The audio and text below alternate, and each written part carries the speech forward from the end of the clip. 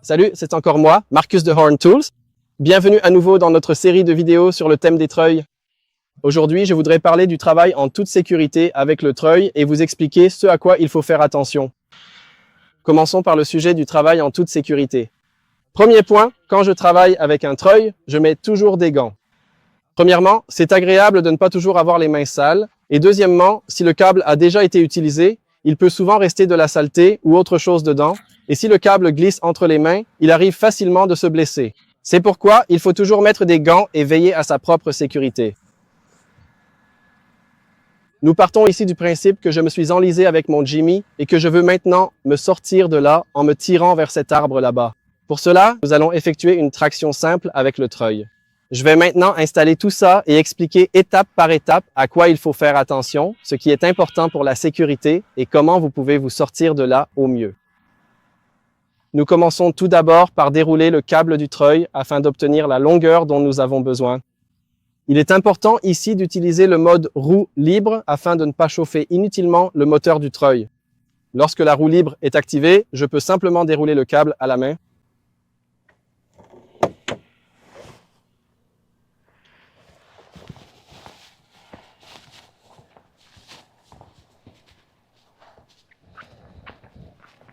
Pour effectuer un simple dépannage, nous utilisons une sangle d'arbre et une manille souple. Nous utilisons toujours la sangle d'arbre afin de préserver au maximum la nature.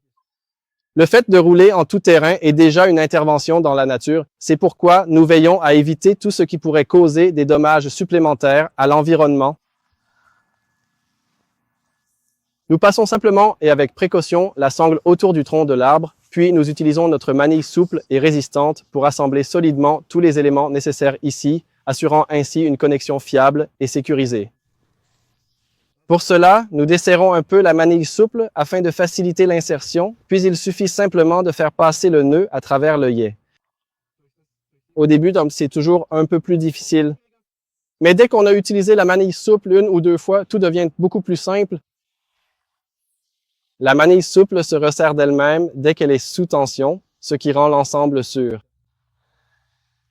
Nous pouvons simplement accrocher le crochet du treuil à la manille souple. Veuillez éviter de passer la corde de cette manière et de l'accrocher ensuite. Cela affaiblit votre corde et peut éventuellement provoquer une rupture.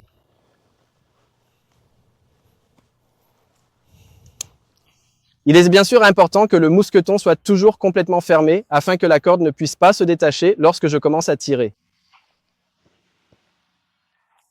Nous sommes donc pratiquement prêts à commencer à utiliser le treuil. Pour cela, il suffit de réengager la vitesse afin que le treuil puisse ensuite être mis sous tension.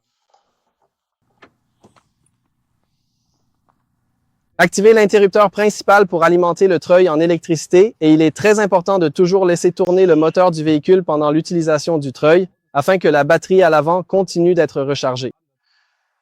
Il n'y a rien de plus agaçant que d'oublier cela, de se sortir soi-même, de vouloir monter dans la voiture, de vouloir repartir et de se rendre compte que la batterie est à plat. On se retrouve alors exactement dans la même situation qu'avant. Nous utilisons notre télécommande sans fil. Comme je suis seul aujourd'hui, cela me permet d'avoir une meilleure vue d'ensemble, de toujours surveiller un peu l'avant pour voir ce que fait mon câble et éventuellement de diriger un peu à travers la fenêtre.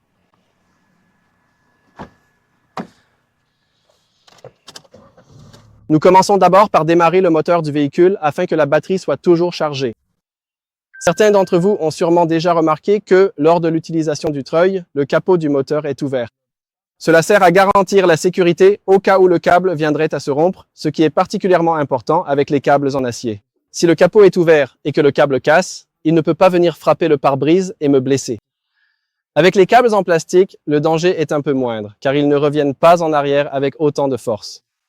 Comme je suis seul aujourd'hui, je laisse le capot fermé, tout en gardant toujours un œil sur la trajectoire de mon câble et sur ce que je fais. Dans ce genre de situation, je préfère toujours utiliser la télécommande sans fil, car je dois rester assis dans le véhicule. Je dois aussi sécuriser mon véhicule pour éviter que, si le câble casse ou qu'il se passe autre chose, la voiture ne recule. Si je n'étais pas dans la voiture et que le câble cassait, mon véhicule dévalerait simplement la pente.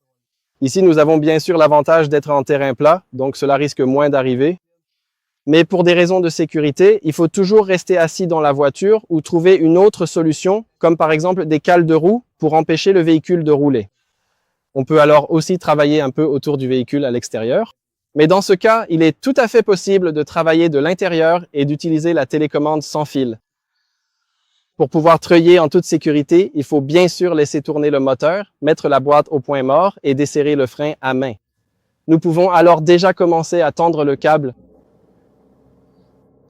Depuis l'extérieur du véhicule, nous pouvons bien observer comment le câble se tend lentement. Et dès que le câble est tendu, nous commençons toujours à treuiller par petites impulsions pour voir ce qui se passe.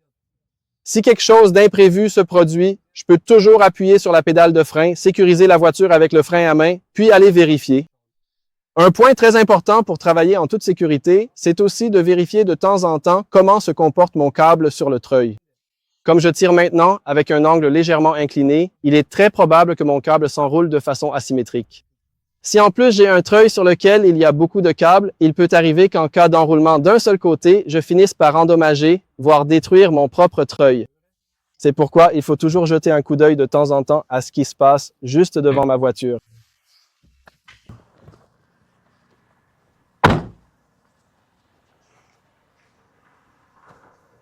Nous avons ici la chance de ne pas être soumis à une charge extrêmement importante car nous sommes sur un terrain plat. C'est pourquoi je pourrais ici simplement redresser le câble à la main afin qu'il s'enroule à nouveau plus sur le côté.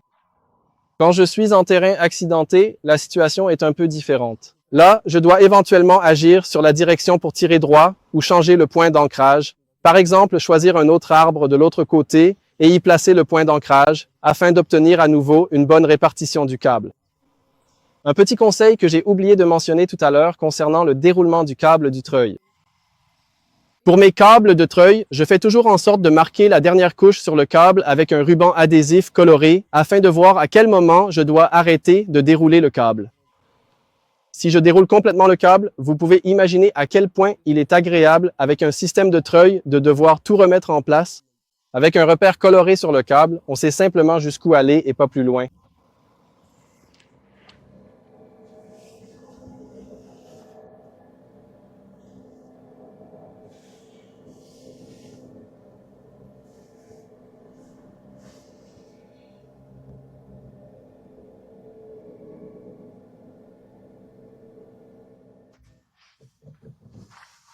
Voilà, j'ai terminé mon opération de récupération. La voiture est de nouveau en état de marche et je dois tout remettre en place. Dans ce cas, je vous donne un petit conseil. Laissez simplement le câble détendu, déroulez-le encore un peu pour vérifier s'il y a des dommages sur le câble. Bien sûr, si vous tirez à pleine charge, il peut arriver que vous surchargiez votre câble. Vous le remarquerez simplement au fait que le câble devient plus fin aux endroits où il a été surchargé. Dans ce cas, si vous constatez quelque chose comme ça, veuillez mettre le câble hors service. Vous ne savez plus quelle résistance le câble peut supporter, ni s'il vous aidera encore lors de votre prochain remorquage. Si vous êtes coincé quelque part et que vous pensez avoir un treuil pour vous sortir, que vous déroulez le câble et qu'il casse en tirant, c'est vraiment embêtant. C'est pourquoi il faut toujours vérifier le câble au préalable et s'assurer que tout est en bon état et fonctionne correctement. Après chaque utilisation, nettoyez simplement toutes les pièces que vous avez utilisées une fois rentré chez vous et vérifiez tout. Ensuite, vous pouvez tout ranger à nouveau et être toujours certain d'avoir un kit de récupération et un treuil fonctionnel avec vous. Voilà, c'est tout pour le premier sujet. Dans la prochaine vidéo, nous effectuerons un remorquage avec la poulie de renvoi et nous vous montrerons également comment doubler la force de traction de votre treuil. J'espère que vous serez de nouveau au rendez-vous. À bientôt!